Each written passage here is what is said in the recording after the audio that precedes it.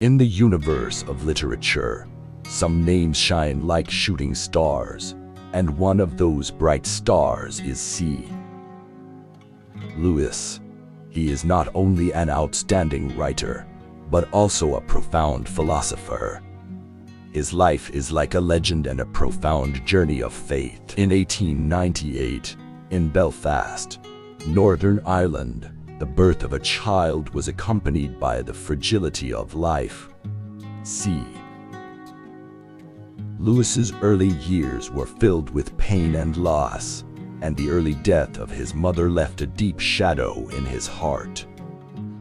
However, this shadow did not stifle his pursuit of miracles. Lewis' academic career began at Oxford University, where he met a group of like-minded literary enthusiasts, including his future friend J.R.R.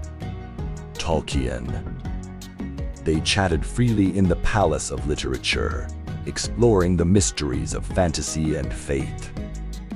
Lewis' talents quickly emerged in academia, and he became professor of English at Magdalen College, opening the door to knowledge for his students. However, Lewis's life was not limited to academic heights. During a dinner invitation, his deep conversation with Tolkien triggered his thinking about Christianity. After a long period of thinking and dialogue, he finally declared himself a devout Christian in 1931.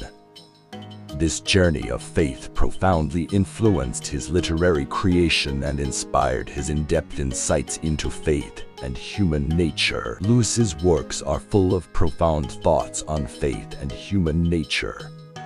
He once said, "You can never find a teacup big enough or a book long enough to satisfy me." This sentence not only shows his desire for knowledge, but also his yearning for the infinite possibilities of life.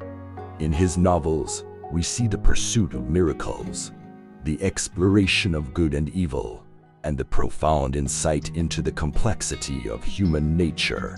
Quotations from C.S. Lewis: "You can create anything by writing. You are never too old to set new goals or dream new dreams. You never know how much you believe until your faith is truly tested. You can't always see through things. The purpose of seeing through is to see through things. What you see and hear depends largely on where you stand. You will never find a teacup big enough or a book long enough to satisfy me. The step you take toward a goal is your last step, not your first. Courage, dear heart. Life is never forgiving of you because of who you are, but for how you treat others in your life. No matter how long and tiring the journey, every step is the only way to reach the goal. The true meaning of life is not how long we live, but how we live it. It is better to be hurt because you believe too much than to miss a miracle because you doubt too much. The biggest mistake in life is never daring to make a mistake. On the road to pursuing happiness, we often ignore the happiness we already have. Tolerance is not an indulgence towards others, but a purification of one's own soul. Books are friends of the soul and accompany our lonely travelers. Finding light in darkness is the mission of the brave. Christianity, if false, is of no importance, and if true, of infinite importance. The only thing it cannot be is moderately important. If you look for truth, you may find comfort in the end. If you look for comfort, you will not get either comfort or truth, only soft soap and wish-felching to begin, and in the end, despair. There are two kinds of people: those who say to God, "Thy will be done," and those to whom God says, "All right, then, have it your way." God cannot give us a happiness and peace apart from himself. Becasite is not there. There is no such thing. If I find in myself a desire which no experience in this world can satisfy, most probable explanation is that I was made for another world. We all want progress, but if you're on the wrong road, progress means sounding an about turn and walking back to the right road. In that case, The man who turns back soonest is the most progressive. If you read history, you will find that the Christians who did most for the present world were precisely those who thought most of the next. In essence, Christians have largely ceased to think of the other world, that they've become so ineffective in this.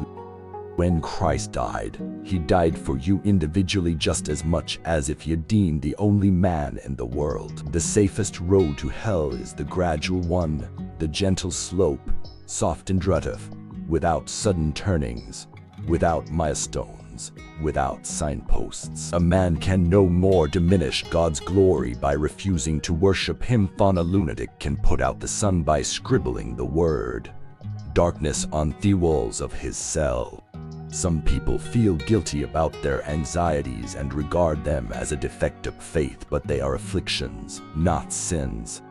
Like all afflictions, they are, if we can so take them, our share in the passion of Christ. If the whole universe has no meaning, we should never have found out that it has no meaning, just as, if there were no light in the universe and there fear no creatures with eyes, we should never know it was dark.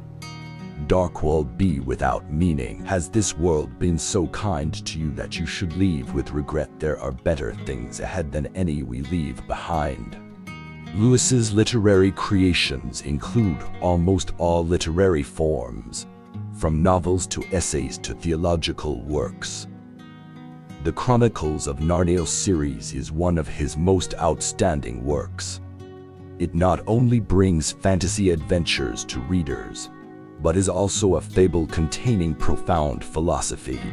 In 1963, C.S. Lewis passed away, but his legacy has become more precious with time.